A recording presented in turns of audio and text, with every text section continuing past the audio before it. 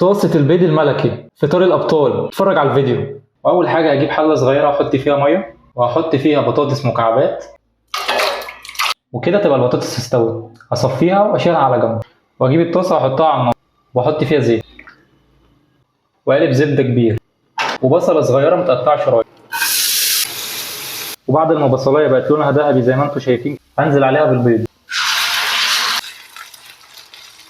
وكده بعد ما البيض استوى هشيل البيض ده كده في طبق، ونكمل بقيه الخطوات. كده انا شلت البيض. البطاطس اللي انا كنت لسه سالقها اهي حطيتها في طبق تاني بس ما هرستهاش، عايزها بنفس الشكل المربعات دوت، وهنزل بيها في الطاسه وهي سخنه.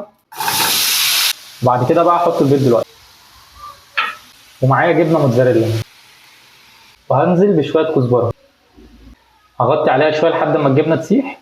وكده بعد ما الجبنه تسيح هنزل بشويه شطه، وكده يبقى ده شكلها. هي سهله جدا ما بتاخدش 10 دقايق، يعني بصراحه ده الفطار المفضل ليا. حبيت اشارك الوصفه دي معاكم. هدوق دلوقتي. جبت عيش، دي اللقمه بقى بتبقى شكلها كده. بسم الله.